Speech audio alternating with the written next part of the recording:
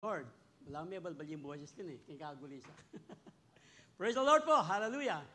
Tapos na po yung tigtigan terakan. Nung biyernes, kahit po bumabagyo, gumawa po sila ng parang domata yun. Matuloy lang yung tigtigan terakan sa dalan. Kahapon, buti na lang po ngayon, tapos na wala ng traffic, sobrang traffic. Pero ganun ba, meron po silang tigtigan, terakan sa dalan. Pero dito po sa ating church, make a joyful noise. Sunday after Sunday, we will make a joyful noise unto the Lord. Enter into His gate with thanksgiving, for His love endures forever. His mercy are new every morning. Come on! Kulang po yan para sa Panginoon. Woo! Bless the Lord, oh my soul. This is the day that the Lord has made. We will always rejoice and be glad. We need one more hand of praise sa ating pong Panginoon. Woo! Praise the Lord. Praise the Lord. Tayo po'y nagpapatuloy sa ating pong mga tinatalakay. Believers, unfailing faith. Meron po tayong bisitang Vietnamese. Pero pipili po natin, Jasyang, marunong po kayong Tagalog? Hindi, praise the Lord. Anyway po, Chow Mong. Chua Puho. Chow Mong, welcome, Chua Puho. God bless, God bless. Praise the Lord. Tama po, is that correct? Chow Mong, Chua Puho. Hallelujah. Praise the Lord. Amen. May wala ko po. Anyway, tuloy po natin. Believers, unfailing faith. Marami na po tayong mga mula po ng July. Ilan na po yan? Pang 22 na po yung ating pag-aaralan ngayon. Pero hindi po matatapos sa 22. Of course, marami po mga men of God, kahit po hindi po mga galing sa Biblia, marami na po tayong narinig na mayroong talagang matinding pananampalataya. Sino na po ba yung ating mga pinag-aralan? Remember? Sino po yung una? Yan, Noah. Abraham, si Joseph, these are great men of God, mga heroes of faith. Joshua and Caleb, Gideon, sino ba? David, Jehoshaphat, Nehemiah, the walls of Jerusalem in 52 days. Alam po natin yung kwento. Esther, ang sabi ni Esther, mate na kong mate. Patay kong patay. Sabi po ni Esther. Si Job, si Daniel and the lion, Shadrach, Meshach, Abednego, and the burning furnace. Sino ba? Si David na sinabi natin kanina. David and, sino? Sino katulong ni David? Moses. Hindi. Si David and Goliath. Moses and the parting of the Red Sea. No, advance po siya, si Matthias. Si Matthias. Matthias o Matthias? You can do the math. Praise the Lord. And marami pa po. Yung po sa New Testament, si John the Baptist. Meron ding mga pangalan nito. Si Peter, Simon Peter. Kahit po si Jairus. Meron din po mga walang pangalan. Sino ba yung mga walang pangalan? The Roman centurion, the Canaanite woman, sino ba? The bleeding woman, blood issue, and many more. Siguro po, narinig na natin, si Nokseng, narinig na po tayo si Nokseng, yung nagawa po yung, di ba yung awit na yun? No turning back, no turning back. Di ba? Sino ba? Si John Newton, yung Amazing Grace. Amazing Grace, sino ba? Horatius Spafford, it is well with my soul. And many, many more. Billy Graham, D.L. Moody, the unfailing faith of these people. Siguro po ngayon, believers, unfailing faith. Yung pong pag-uusapan natin, believers, unfailing faith. Kayo kaya niya?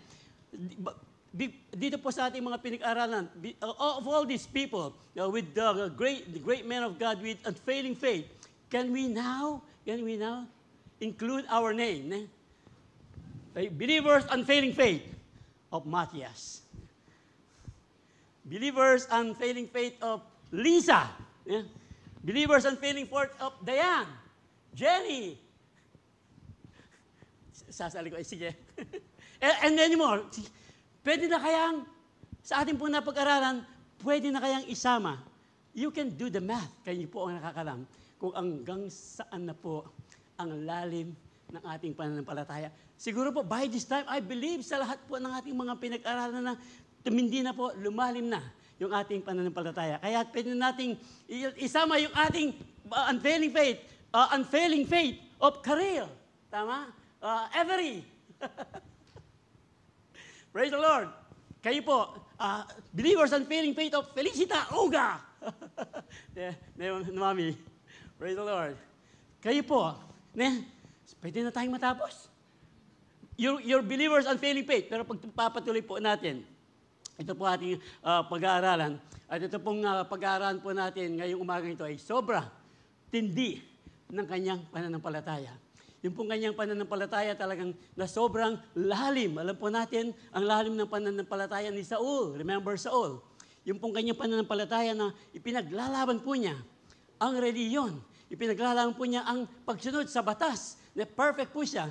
As a matter of fact, si Saul po, he's willing. Talagang dinadaki, pinuhuli yung mga mananampalataya to the point na ipapakulong po niya.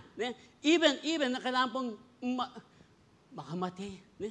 Kahit po pumatay si Apostol Pablo, alang-alang sa ipinaglalaban niyang pananampalataya, unfailing faith ni Saul, nang hindi pa tama yung kanyang pananampalataya. At dito po natin makikita kung gaano po katindi ang pananampalataya ng ating pag-usapan ngayong umaga na si Saul.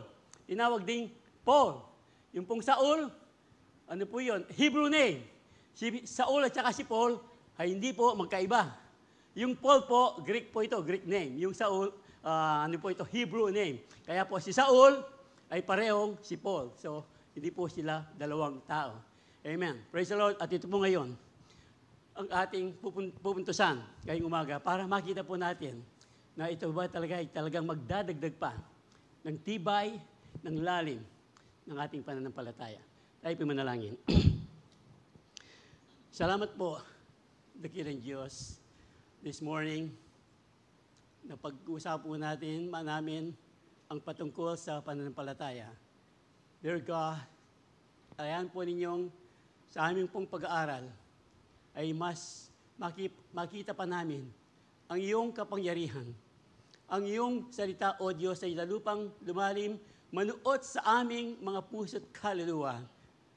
Upang sa ganoon, O Diyos, sa aming paglabas sa bahay, sambahang ito, bahay, dalangin ng ito, O dakilang Diyos, kami ay magdadala ng bagong tibay, bagong lalim ng pagsamba, at taas-antas ng pagsamba sa iyo, O dakilang Diyos.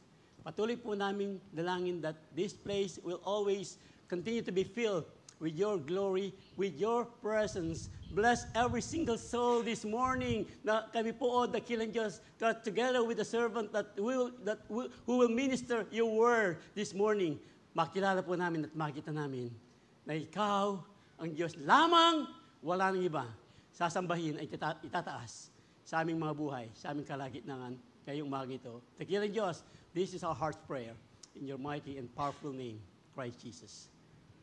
Amen. Amen. Amen. So tuloy po natin yung ating pinag-uusapan. Yan, sabi ko nga po, Paul and Saul are the same person. Saul is a Hebrew name. Hebrew name, borrowed for. Tapos yung Paul is a Greek name. Tinawag po siyang Saul. Yan po yung ating pinag-uusapan, that Saul. Alam po natin ang kwento before, yung pong aking sinasabi the unfailing faith of Saul before, talagang he's willing to kill, put believers in prison because of his unfailing faith na hindi pa po tama before. Pero dito may tatama po ang pananampalataya ni Paul pagkatapos po niyang makita masumpungan ang Panginoon dun sa daan ng Damasco. Remember po, si Paul was one of the witness while Stephen is being stoned to death. Alam niyo po ba? Siya pa nga ang nag-approve sa pagkamatay ni Stephen, who was called the first martyr. Doon po sa Acts 8:1. Balikan po ninyo. So yung po ating pag-uusapan ngayong umagang ito ay nasa aklat po ng Acts 9 hanggang 42 verses po ito. So are you ready? Until 1 o'clock. Sige po, mag-pray tayo, yari tayo. No, Tuloy po natin. Ano lang po yun, of course. Hindi naman tayo abot ng 1 o'clock. Hanggang ano mo siguro, 12:45 lang pwede na tayo. Okay. Makikita po natin dito, yung unfailing faith ni Paul, nung una, ay magiging unfailing faith. Mas matindi pa nga. Nung magkaroon po si Paul, nung ma-convert po, si Saulo. Amen. Meanwhile, ito po, yung ating kwento. Basahin lang po natin yung kwento ni Saul. Meanwhile, alam po natin, Saul was talagang uttering threats, talagang yung mga, with every breath, and was eager to kill the Lord's followers. To kill the Lord's follower. So, pumunta pa nga po sa high priest, nagpagawa ng sulat para ma-aproban yung pagpunta niya sa mga sinagoga para usigin yung mga followers ng ating followers of the way. Ito po yung tawag noon, yung mga Christians po noon, ang tawag po sa kanila ay followers of the way. He requested letters addressed to the synagogues in Damascus, asking for their cooperation in the arrest of any followers of the way, Christians, followers of the way, na masusumpungan po niya doon. Gusto po niya itong dalhin at ipakulong doon sa Jerusalem. Dadalhin po niya sa Jerusalem para ipakulong. As he was approaching Damascus, nung malapit na po siya sa Damascus, sa kanya pong mission, meron pong napakaliwanag, malaking liwanag na bumalot po kay Saulo, shone down around him. Tapos, Saul fell down to the ground at narinig po niya ang tinig. Ang tinig po ng ating Panginoon. Ang sabi po ni Saul, ng tinig, Saul, Saul, why are you persecuting me? Saul, Saul, why are you persecuting me? Alam po natin, ang tinig na ito ay galing kay Diyos. Why are you persecuting me? Dito pa lang makita po natin, meron na kagad pagkilala si Saul. Doon po sa boses na tumawag sa kanya. Ang sabi po ni Saul, who are you, Lord? So dito pa lang, nakita na po parang hindi lang nakita, naramdaman na ni Paul ang kapangyarihan ng tinig na tumatawag sa kanya. He fell on the ground. Ang sabi pa nga niya, who are you, Lord? Tanong po ni Saulo. Ang sabi po ni Jesus, I am Jesus. Ang sabi po ng tinig, I am Jesus, the one you are persecuting. Alam po natin, hindi lang sa persecuting, long before sa ibang salita po ng ating Panginoon, sa mga aklat, the gospel, ang sabi po ni Jesus, remember, I forgot the exact verse, nakulong ako, dinalaw niyo ako, nagkasakit ako, di ba? Inalagaan niyo ako, nahubad ako, dinamitan niyo ako, nagutom ako, pinakain niyo ako. Panginoon, kailan namin ginawa ito sa inyo? Sabi po ng mga disciples, sabi po ni Jesus, whatever you did to the least of these people, you did it for me. And this time, ito rin po ang sabi ng ating Panginoon kay Saul, na I am Jesus, the one you are persecuting. Kasi po, pina-persecute ni Saul yung mga followers of the way, yung mga Christian. So, hindi alam ni Saulo na si Kristo mismo ang kanyang pina-persecute. Now, get up and go into the city and you will be told what you must do. You must be told what you must do. Again, makikita po natin talaga yung conversion ni Saul dito ay talagang matindi, makapangyarihan po yung conversion ni Saul. Now, get up and go into the city and you will be told what you must do. So, yung mga lalaki pong andoon ay hindi makapagsalita. Yung mga kasama ni Pablo, narinig po nila yung boses, pero wala naman silang nakikita.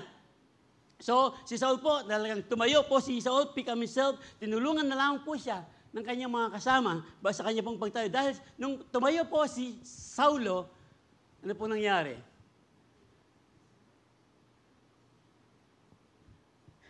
Nabingi si Pablo, no? Nabulag pala, nabulag. Nabulag po. Hindi po makakita. Siyempre, pag nabulag ka, hindi ka makakita. Tama? Anyway, tuloy po natin. Ang sabi po, Saul picked up himself off the ground, but when he opened his eyes, he was blind. So, yung pong kumpanya niya, tinulungan si Saul. And then, he remained blind for 3 days. 3 days si Saulo po. And then, dun po sa verse 10, punta po tayo ng verse 10. Now, ito po, another one po. Now there was a believer in Damascus. Pangalan po niya is Ananias. Ananias, hindi po ito si Ananias na asawa po ni Sapphira, na mukhang pira, no? Iba po si Ananias to. Believer po ito, si Ananias. The Lord spoke to him in a vision calling Ananias. Ananias o Ananias. Whatever. Ananias na lang para we will be at the same page. Ananias na lang. Dito pa lang, pati po si Ananias na believer, alam po niya kung sino ang tumatawag sa kanya. Tayo po kaya pag tinatawag tayo ng boses kaya ng Diyos ang maririnig natin, o boses ng iba, ng boses ni Marites, ay, alam mo. Pag tayo po ay talagang malalim na sa pananampalataya, alam po natin ang boses ng Diyos. Amen. Praise the Lord. Yes, Lord. Ang sabi po kagad ni Ananias, yes, Lord. Sabi po ng Panginoon sa kanya, go over to street sa bahay ni Judas. So pagdating mo doon, ang sabi po ng Panginoon, merong tao doon sa Tarsus. Galing ng Tarsus, ang pangalan niya ay si Saul. So dito po, again, makikita natin ng madali ang pagiging conversion ni Saul. Doon pa, nabulag siya ng 3 araw, tapos, he's praying to me right now. Tayo?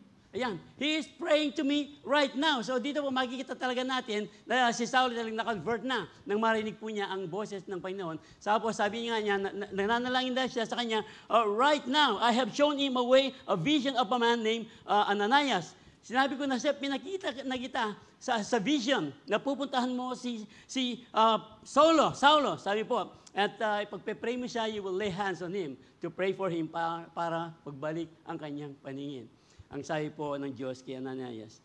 Kaya lang, alam po ni Ananias kung sino itong si Paul who are persecuting the followers of the way, Christian. Baka, iba talaga ang Diyos pag kinausap yung mga mananampalataya. Remember the blind Bartimaeus? Sabi ng Diyos kay Bartimaeus, yung blind Bartimaeus, remember, sabi ng Panginoon kay blind Bartimaeus, ano ang gusto mong gawin ko sa iyo? Remember the kwento. Lord, hindi mo ba nakikita? Bulag ako. Siyempre, gusto ko makakita. Parang gano'n, pero hindi po gano'n Inaano ko lang. Baka sabihin nyo, binabago ko yung ano. Anyway, tuloy po natin. Ito po yung sinasabi ko. But Lord, exclaimed Isaiah, narinig ko na I've heard many people talk about the terrible things this man has done to the believers in Jerusalem. Hindi mo ba alam, Panginoon? Ang taong yung pinapupuntahan mo sa akin, pinipersecute, baka anong gawin niya sa akin. Parang sinasabi ni Ananias, hindi alam ng Panginoon ang kanyang ginagawa. Of course, alam ng Panginoon ang kanyang ginagawa. Kaya nga, sabi po ng salita, pagpatuloy po natin, sabi pa nga, meron pa nga siyang authority galing sa mga leading priest para arestuhin yung lahat ng naniniwala sa iyong pangalan. Pero sabi ng Panginoon, ito again, go! Ang sabi ng Panginoon kay Ananias, go! For Saul is my chosen instrument to take my message to the Gentiles, to the kings, as well as to the people of Israel. Wow! And I will show him how much he must suffer for my name's sake. Dito pa lang talagang meron ng nakahanda ang Panginoon kay Saulo para siguro ipakita kay Saulo kung gaano ang kahirapang dinadanas ng mananampalataya, higit lalo ang dinanas ng Panginoon, alang-alang po sa ating kaligtasan. Amen. Alam po natin, marami po tayong matututunan sa buhay po ni Pablo, kaya po medyo mahaba-haba po ito ating pag-uusapan. Kaya nga, brace yourself. Put on your, mag-seatbelt na po kayo. Mahaba-haba po ito. Pero ganun pa man, kahit po mahaba, marami po tayong matututunan. Matindi po itong pananampalatayang, I believe, I hope na paglabas po natin, talagang mas titindi pa po yung ating pananampalataya, yung tibay ng ating panghahawakan sa mga salita po ng ating Panginoon. So, apparently, dito po sa ating pinag-uusapan, Paul already witnessed yung kapangyarihan ng Panginoon. Kaya nga po, makikita po natin mamaya, yung ginawa po ni Jesus, the miracles, the healing, yung mga demonyo lumalayas. Kaya nga po, dito po, hindi lang apparently, talagang alam ni Paul, ay yung pong mga ginawa ni Jesus. Because Paul po ay, alam po natin, is Pharisee of all the Pharisees, yung mga Pariseo nang talagang alam na po nila na si Jesus nga ang Messiah, pero pinipilit po nilang isama yung batas na circumcision para po maisama sa kaligtasan and many more. Hindi po sila niniwalang si Jesus nga talaga ang Messiah. Di ba, pinapatay nga. Tapos nung malibing si Jesus, gumawa pa sila ng paraan, nilagayan pa yung mga gwardiya para lang magsinungaling na nabuhay ng muli ang ating Panginoon. Remember, alam po natin yung kwento. Kaya nga po, nung si Pablo nga, kanina po talagang pinipili na bigyang diin, yung Saul conversion ay talagang matindi po ang kanyang conversion. Kaya nga po, nang talagang makilala po niya ang Panginoon, immediately, alam niya, si Kristo ito. Nakilala na niya ngayon. Yung talagang ipaglalaban niya ng patayan sa pananampalataya, he immediately preached Christ after his conversion. Ito po si Apostol Pablo. Pagkatapos po niyang maranasan ang kapangyarihan ng Panginoon, he immediately preached Christ after his conversion. Alam po natin si Ananias ay hesitant pang puntahan si Paul. Pero nang dahil po sa utos ng Panginoon, siya po ay sumunod sa ating Panginoon at Ananias laid hands on Paul at muli po nakakita si Paul na nimbalik po ang kanyang paningin. So tuloy po natin ang mga talata. So, Ananias went and found Saul. He laid his hands on him and said, "Brother Saul, the Lord Jesus who appeared to you on the road has sent me that you might regain your sight and be filled with the Holy Spirit." And be filled with the Holy Spirit. Instantly, something like scales fell from Saul's eyes. Parang, siguro po, parang may tumatakip. Parang, ano yung scales? Kaliskis. Tama ba sa Tagalog ba yung kaliskis? Tama, Tagalog yun. Yung scales from his eyes, parang meron na nakatakip sa kanyang mata, biglang nahulog. At biglang si Saul po ay nanbalik ang kanyang paningin. Then he got up and was baptized. Hindi lang nanbalik ang kanyang paningin, tapos si Paul nagpabaptize pa. Ganito katindi. Hindi na po naghantay ng 1, 2 taon. Magde-decide muna ako kung talang magpapabaptize ako. Dito agad-agad po nagpabaptize. 3 days, hindi po kumakain, hindi uminom. Dito po sa ating talatang binabasa si Saulo. Pero pagkatapos po niya makakita, gutom na ako, asan yung pagkain? Hindi po, agad-agad nagpabaptize. Nagpa-water baptize. Si Saulo dito. Pagkatapos po, doon pa lang siya kumain. Doon pala kumain si Saul. Afterward, he ate some food and regained his strength. Of course, nanabalik na po ang kanyang kalakasan at nanatili po siya sa Damascus for several days. And then, nung pagkatapos po siya noon, immediately, ito po yung sinasabi kanina, Paul immediately preached Christ after his conversion. About Jesus in the synagogue, saying, "He is indeed the Son of God." Kani-kanina lang, of course, hindi kani-kanina. Di sa ating usapan, kani-kanina lang. Maraming panahon po ito. Kani-kanina lang, alam po natin, si Paul pinapersecute. Papunta siya ng Damascus, ipapersecute yung mga Christian. Hindi siya naniniwalang si Kristo nga ay Son of God. Pero dito ngayon, pagkatapos, ang sabi po ng ating pinag-usapan, he began preaching about Jesus in the synagogue, saying, "He is indeed the Son of God." He is indeed the Son of God. Tapos yung mga nakarinig sa kanya, ang sabi po, hindi ba ito si Saulo? Ang sabi po nila, who caused such devastation among Jesus' followers in Jerusalem? Hindi ba ito yung inaares niya at pinapakulong niya yung mga mananampalataya to the leading priest? And then sa verse 22, Saul preaching became more and more powerful. Dahil po sa kapangyarihan ng salita ng Diyos na kay Saulo. And the Jews in Damascus couldn't refute his proof that Jesus was indeed the Messiah. Hindi po mapahindian ng mga Jews, ne? Proof that Jesus was indeed the Messiah, the Jews in Damascus. Kasi po, alam ni Pablo. Kaya nga sabi po kanina, apparently, talagang alam na ni Paul, yung Torah, maliit pa lang siya, alam na po ni Pablo ang mga batas. Kaya nga, hindi siya ma-refute ng mga Hudyo. Dahil alam na ngayon, mas alam na ngayon ni Saulo kung ano ang talagang dapat ipaglaban ng patayan.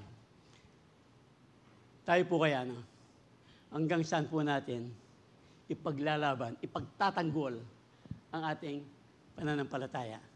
Hanggang saan natin ipagtatanggol ang ating pananampalataya. Mamaya po, mas makikita pa natin kung talagang ano po ang nangyari kay Apostle Paul para lang may ipagtanggol ang kanyang pananampalataya. Kaya nga po, from persecuting the Christian, from persecuting the Christ, now he is preaching about Christ, the true Son of God. Ito po yun. Saul's preaching became more and more powerful, and the Jews in Damascus couldn't refute his proof because Jesus is indeed the Messiah. Tuloy po natin yung kwento. Nasa verse, po tayo ngayon? Nasa verse 26. Nung si Saul po ay dumating na sa Jerusalem, galing po sa Damasco, ngayon bumalik po si Saul sa Jerusalem. He tried to meet with the believers, pero ganun pa rin. Bago kasi yung mga believers sa Jerusalem, hindi pa talaga naniniwala si Saulo nga ay na-convert na kay Kristo. They did not believe he had truly become a believer. Pero meron pong nagtanggol kay Apostle Paul, si Barnabas. Si Barnabas brought him to the apostles and told them kung paano po nagbago ang buhay ni Saulo, kung paano po siya binago ng Diyos sa daan ng Damasco.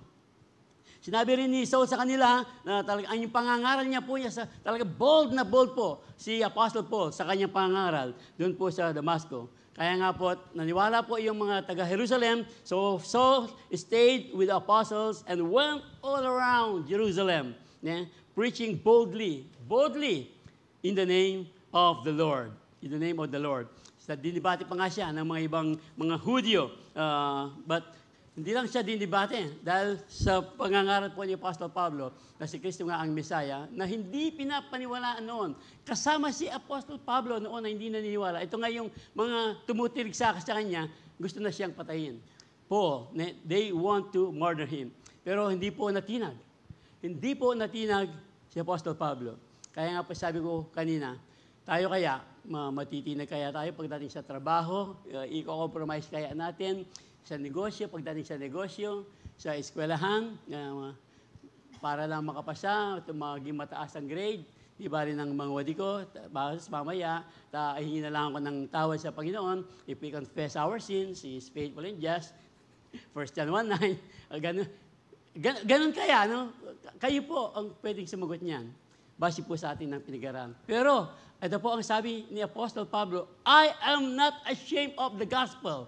Bakit po hindi po talagang hindi kinakahiya ni Apostle Pablo yung Ebanghelyo? Because it is the power of God. It is the power of God that brings salvation to everyone who believes. To everyone who believes. Tayo po mga naniniwala kay Kristo. Ito po yung kapangyarihan ng Diyos sa ating mga buhay. Kikilos at kikilos ang Diyos, ang kanyang kapangyarihan. Kung tayo po ay maniniwala, yun po ang hinihintay ng Diyos. Only to those who believe. Kung tayo po inaniwala si Kristo, ang ating tagapagligtas, then come to Him. Come to Him. Remember po, noon, marami, even several times po, ginagawa din natin yung, sige, Matt, sumunod ka sa panalangin, no? Tanggapin mo si Jesus. Kung hindi mo tatanggapin si Jesus, pupunta ka ng impyerno. Ay, walang ganun. Pero di ba? Wala na pong masama doon. Pero dito po sa ating pinag-aralan, for as long as we believe that Jesus is the Son of God, Jesus is the Savior, we can do it now. Pray now, mamaya. Bakit pa mamaya? Pray now. Oh Lord Jesus, I am a sinner. Come into my life. Forgive me. At maniniwala kang siya ang anak ng Diyos. Salvation. Darating po ang kaligtasan. sa ating mga buhay. Hindi lang kaligtasan pag naniniwala tayo, si Kristo ang ating tugon ng ating mga panalangin. Maniwala lang tayo. Matthew 7:7, keep on asking and you will receive. Keep on seeking and you will find. Keep on knocking and the door will be opened unto you. Ito po ang Diyos na makapangyarihan. Ang kanyang salita, hindi magbabago. Kailan pa man. Come on!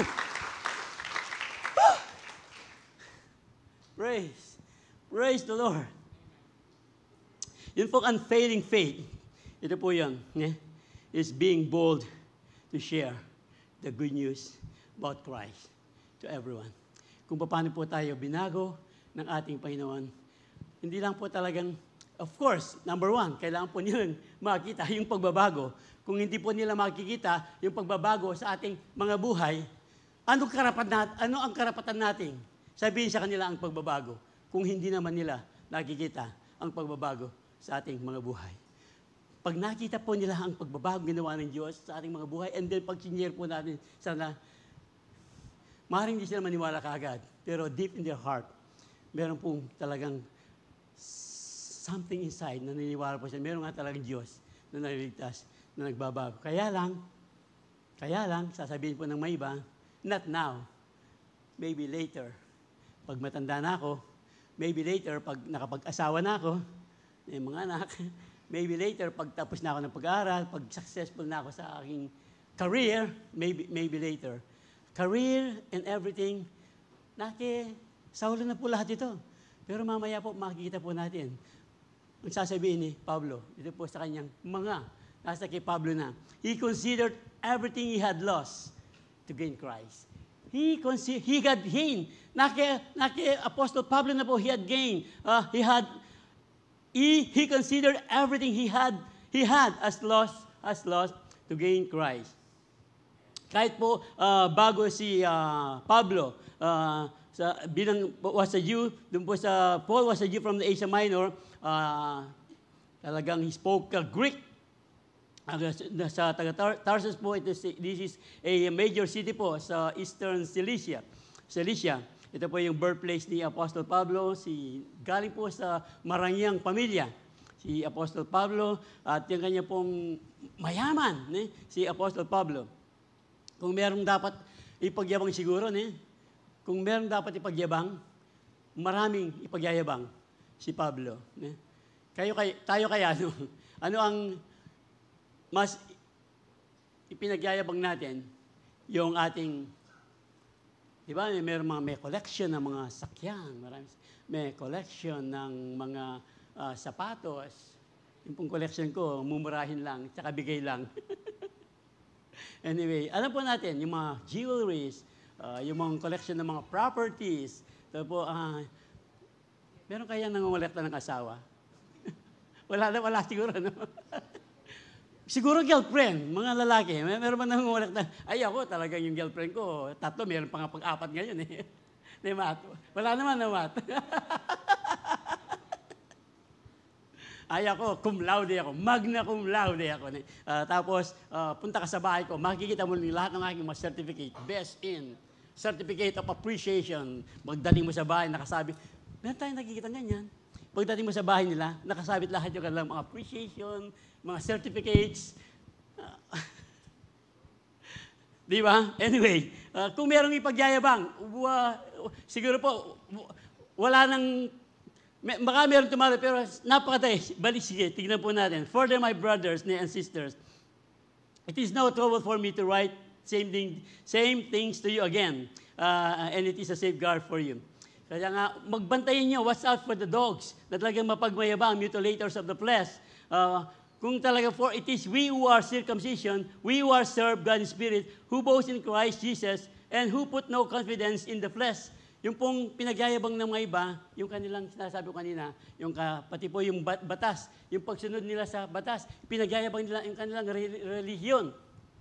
So ito po, if someone else think they have reason to put confidence in the flesh, mas marami ako. Ang sabi po ni Apostle Pablo. If someone else think they have reason to put confidence in the flesh, I have more.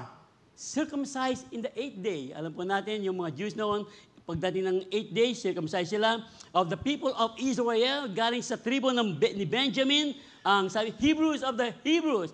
A Pharisee, pagdating sa batas, sa religious law, I am a Pharisee of the Pharisee. Galing po siya nag-aral po siya kay Gamaliel. Parang sa ating pong panahon, galing ng Harvard University, LaSalle, ano ba yan? Mapua, sa Manila.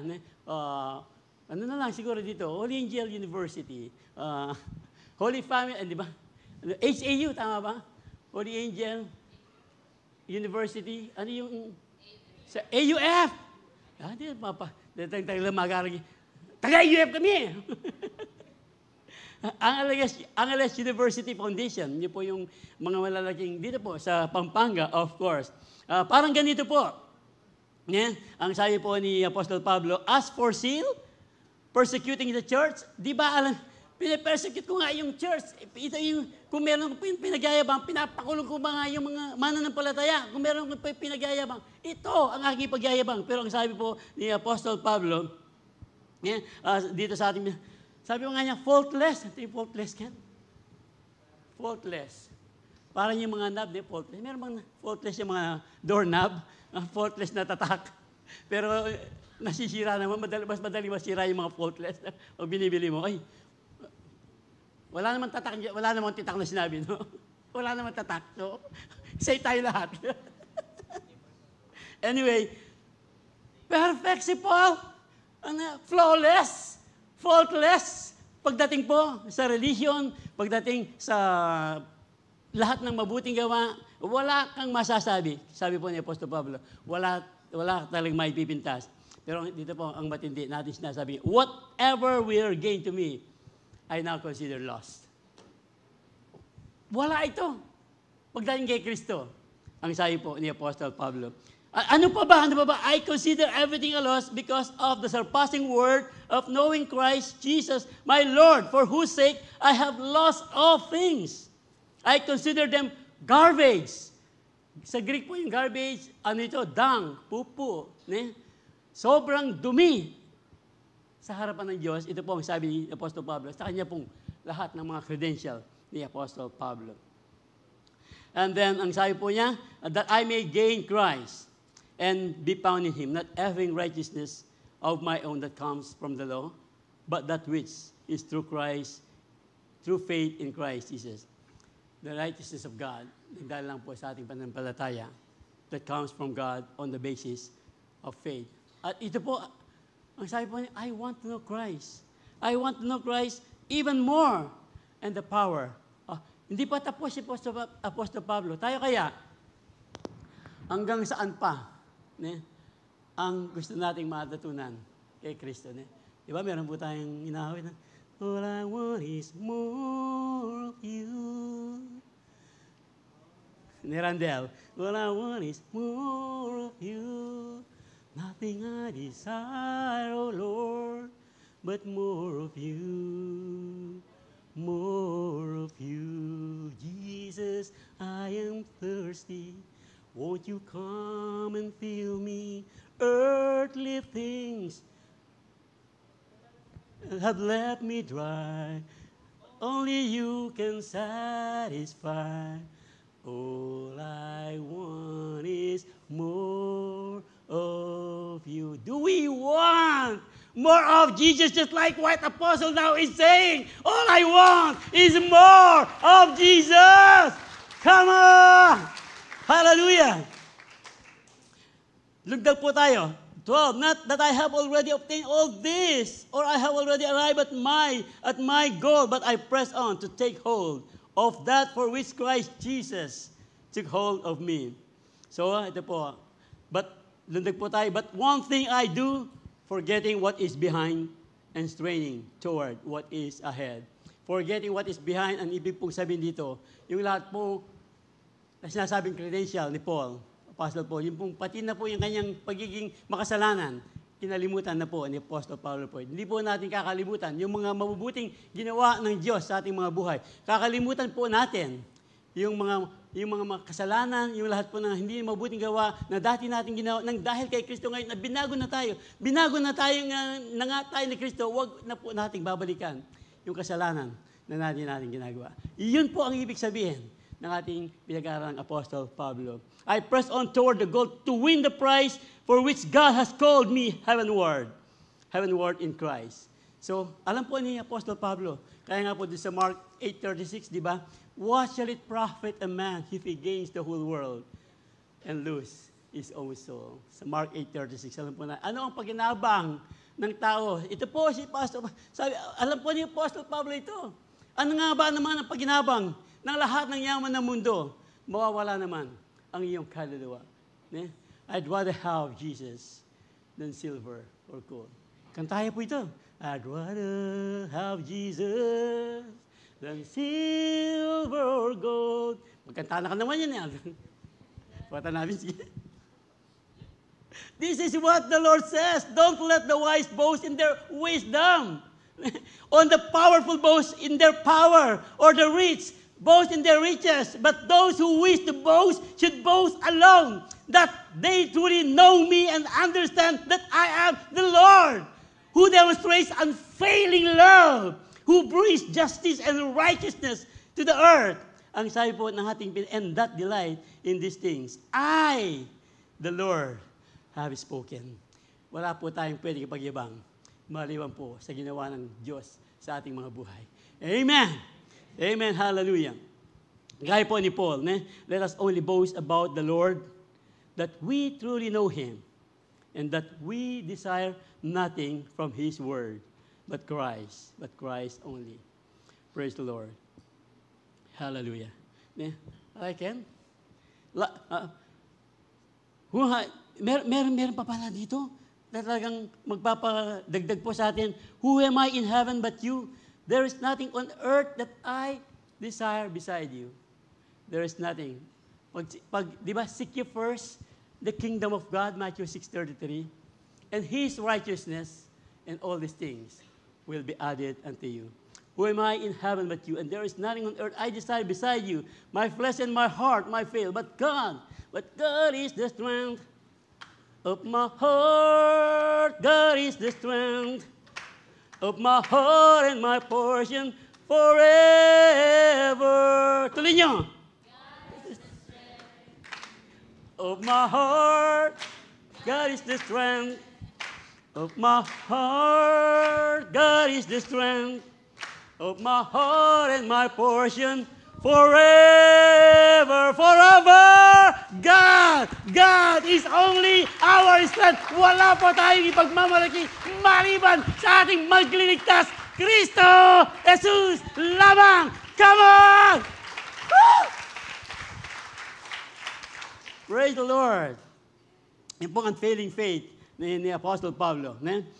Like Paul po, we can only boast about the Lord, that we truly know Him, and that we desire nothing from this world, but Christ only. Talagang alayin Okay, tuloy na natin. Yung pong pananampalataya ni Paul, he fought the good fight, finished the race, and kept the faith. He fought the good fight. I have fought the good fight. I have finished the race, and kept the faith. Ito po ay si Apostol Pablo. Nasumpungan po talaga ni Apostol Pablo kung ano yung talagang fight worth fighting, race worth running, and a faith worth keeping. Ito po yung binibigyang diin ni Apostol Pablo. He fought a good fight, finished the race, and kept the faith. Sabi po niya kay Timoteo, I am already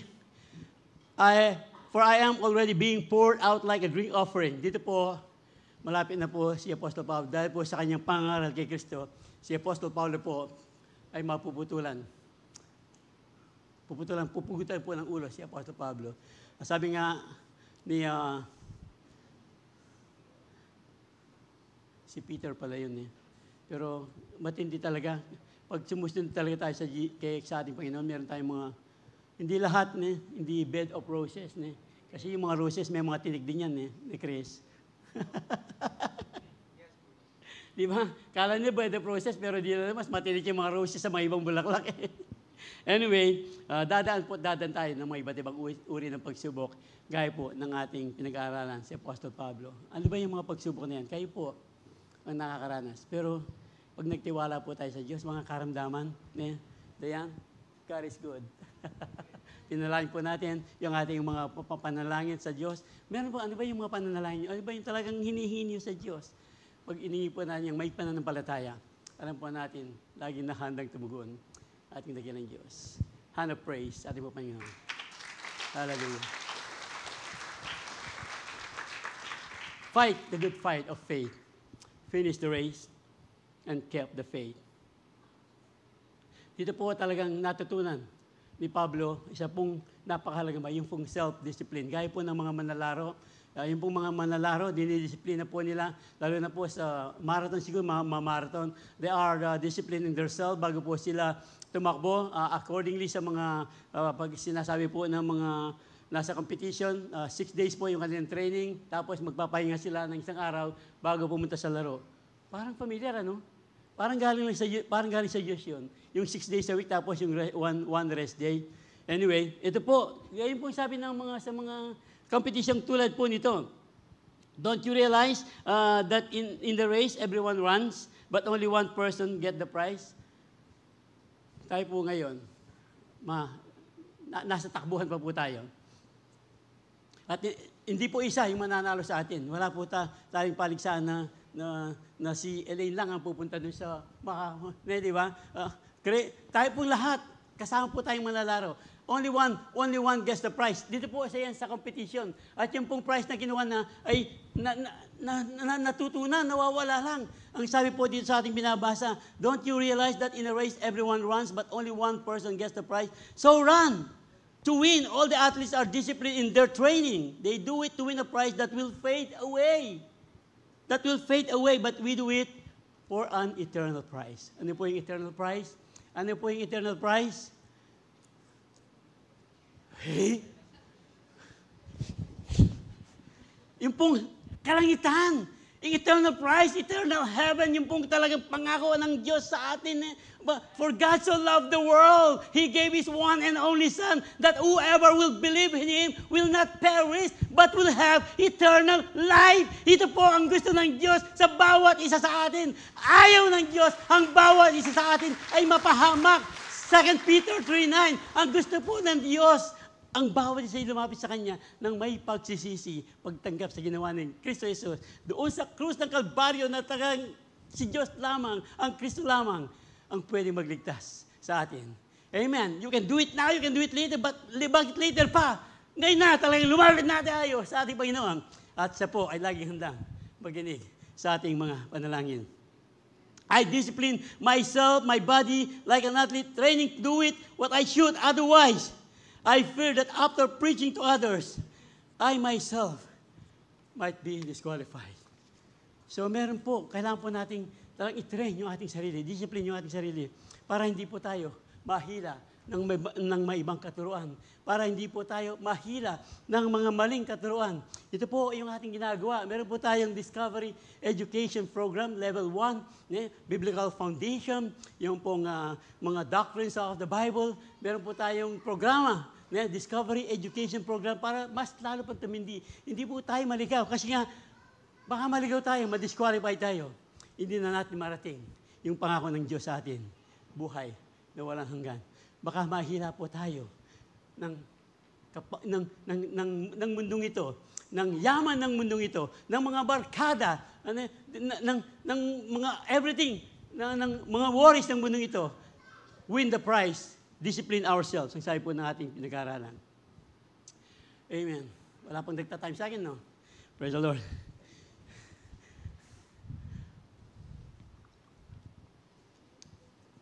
Pwede pa.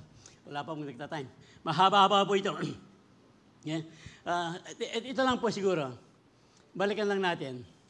Sabi nga, meron tayong mga iba't ibang pagsubok. Yung ating pananampalataya, susubukin po yan. Susubukin po yan. Ano ba ang sabi ng Matthew 5, if I'm not mistaken, 5:36. Blessed are ye, Matthew 5:13, Blessed are ye when men shall revile you and persecute you and say all manner of evil against you falsely because of me. Rejoice and be exceedingly glad, for so persecuted they the prophet which were before you. Matthew 5:12, 5:12 siguro, 5:12. Yung 5:13 pala, you are the salt of the world yan. Anyway, yeah? Yeah. Rejoice and be glad because great, ito po yan, great is your reward in heaven.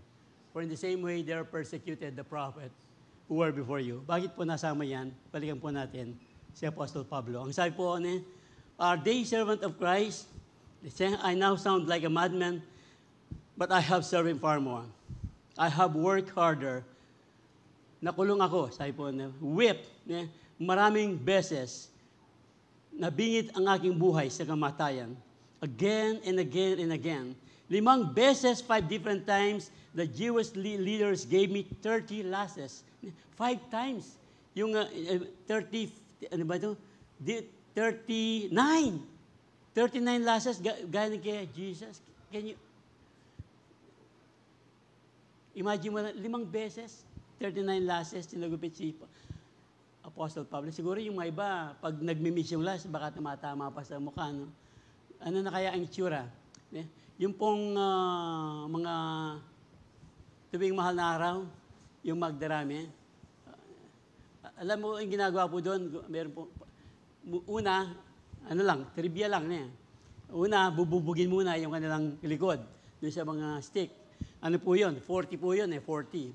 Tapos, every year, binabawas ng isa. Pag isa na lang kaya, no? Hindi ko po alam. Basta, yun lang alam ko, trivia. Tapos, bububugin, tapos, tatalikod, lalagyan ng maraming sugat. Year after year, ginagawa yun. Ano lang yun? Blade lang yun. Nawawala. Pero yung dito po sa, alam natin yung kwento, kung napanood natin yung The Passion of the Christ, talagang yung pong, ano po, yung bumabaon sa laman niya. Pah! Gaano kaya kasi? Pah! Kani ka nga. Halika dito. Ano lang, sample lang, oo. Wala, kala po ni si Matias, bubugin ko siya Ano lang, illustration lang, di ba? Pa! Arte ka naman! Pa! 39 times! Thank you, Matt. Baka mahimatay si Matt. 5 beses, 39 lashes. Can you imagine? Yung isa pa lang, nasa na, di ba? Ito yung kinikwento ni Apostle Pablo. Bakit hindi tayo mahahamon sa kwento po, sa buhay ni Apostle Pablo? Beaten with rods, stone. Alam mo, pag they were stoned to death yung kaya po ni Stephen. They were stoned, pero nakaligtas po si Apostle Pablo. 3 beses po siyang na-shipwreck. Tapos nandun po siya sa gitna ng dagat. Adripas si lulutang-lutang sa gitna ng dagat. Malamig. Yung kanyang damit, manipis ang kanyang damit. I have traveled many long journeys, dangers from rivers, from robbers, from my own people, pati yung kanyang mga Jew, from my own people, ang sabi po na, the Jews as well as from the Gentiles. Yung mga tao, marami pong talagang gustong mamatay. Gustong mamatay na si Apostol Pablo para tumigil niya sa kanyang pangangaral. Remember po, yung nangangaral sila, si Paul at saka si Silas ba yun? Pinipigilan silang mangaral, tapos pakukulong sila pag sila ano ang susundin namin? Kayo o ang Diyos? Nakulong sila, alam po natin yung kwento. And then, tuloy po natin dito. I have faced dangers in the cities, desert, on the seas, from the men who claim to be believers. Meron palang fake believers nun mga fake. And then, enduring many sleepless nights, hungry and thirsty, shivered in the cold. Shivered in the cold without clothing to give me warm. Di ba? Di ba naranasan niyo yun? Yung malagnat ka lang, malagnat. Tama ba yun? Nilalagnat ka lang, tapos sumawa ka lang ng tubig. Magkukulubot ka rin. Tama? Kulubot ba yun? Tatalubong. Anyway, besides all this, ito po yung mas matindi na concern po ni Paul. I have daily burden of my concern for all the churches. Gaya po ng sabi ni Pastor Manny last night. Kami po mga pastor, kasama po kayo sa aming mga pananalangin. Kasama po kayo sa aming mga burden. Na sana, sabi nga niya, sana, ang panalangin po ni Apostol Pablo, wala pong maiwas sa atin pag dumating na ang ating Panginoon. Kaya nga po, ito pong hamon sa buhay ni Apostol Pablo, na maging mas makilala po natin ang kanyang kapangyarihan sa ating mga buhay. Doon po siguro tayo sa Acts 20:22. Praise the Lord. Sa verse 24 po, Acts 20:24. Now I consider my life worth nothing to me. My only claim is to finish the race and complete the task the Lord Jesus has given me.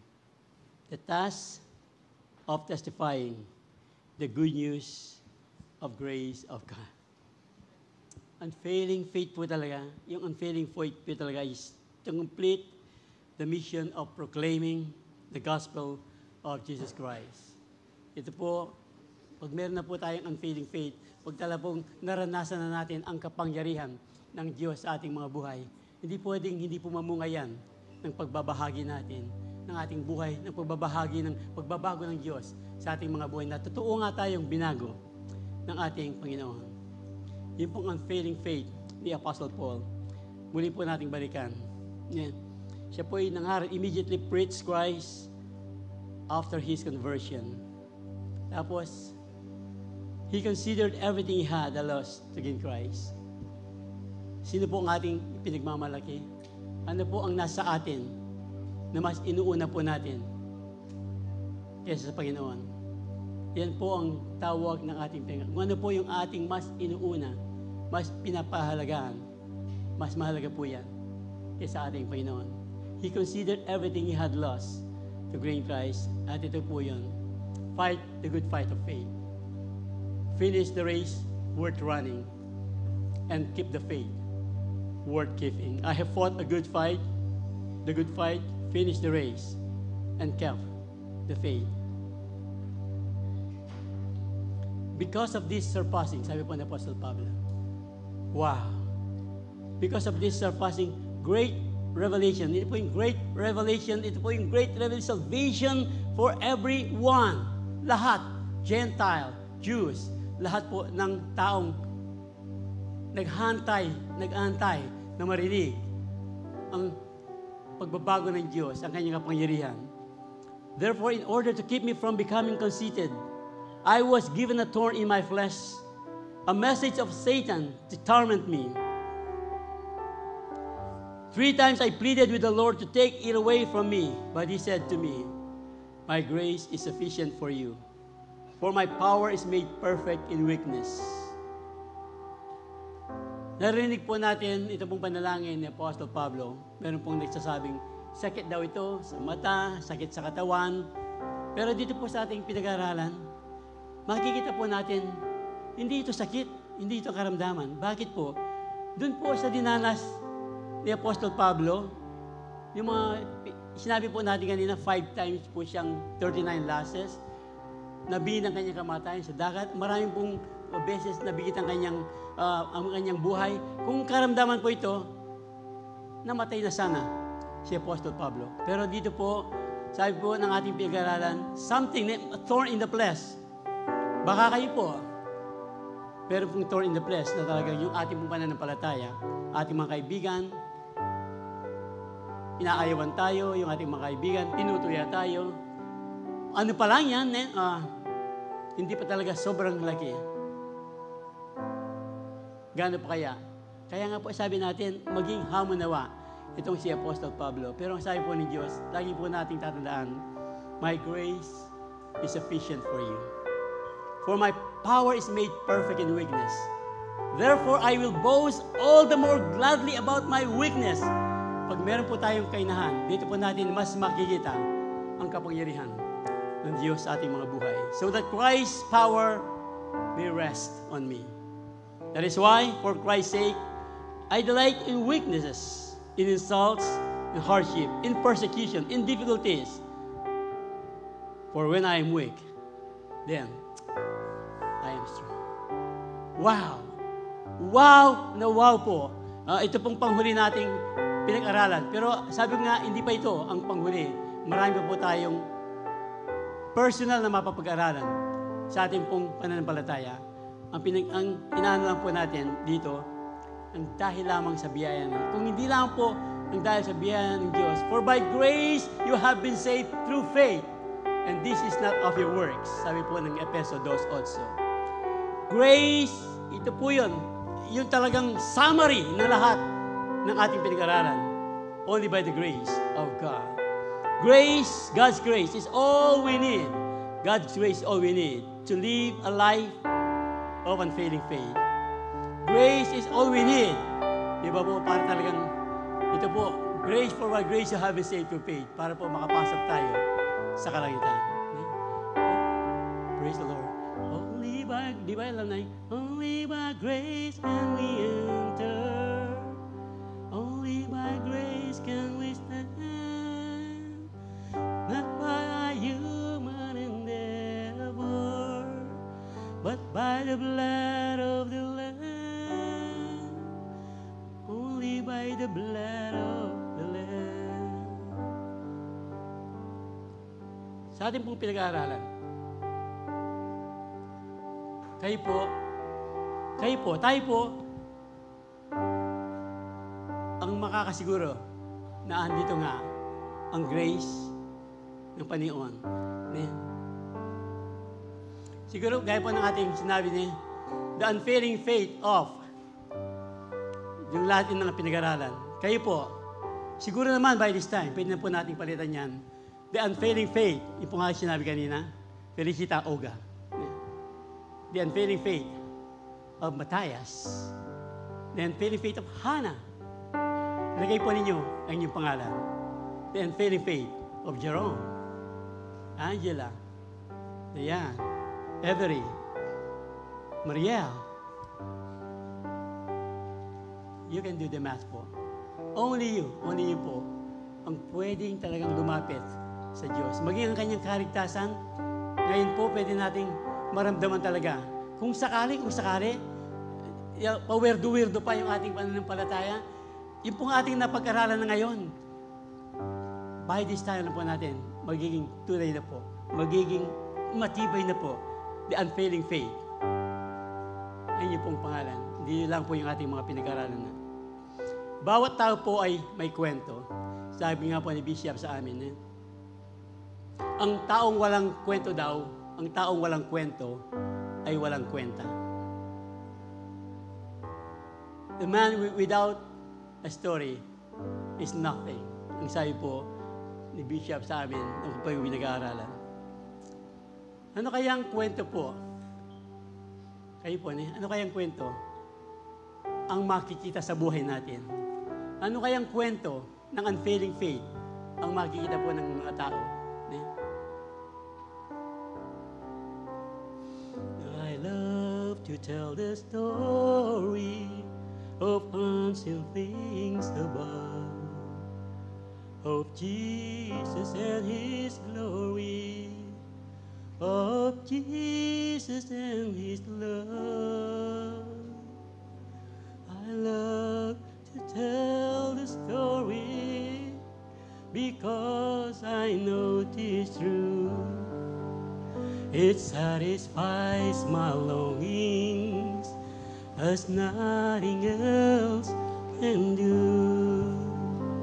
I love to tell the story. It will be my theme in glory to tell the old story of Jesus and His love. Tell the story sa ating pong mga buhay. Tell the story of Jesus and His love. Come on! Hallelujah! Hallelujah! Praise the Lord! Once again, kayo po ang pwedeng sumagot. Ano pong kwento ang ating kwento? In Christ alone. Hallelujah.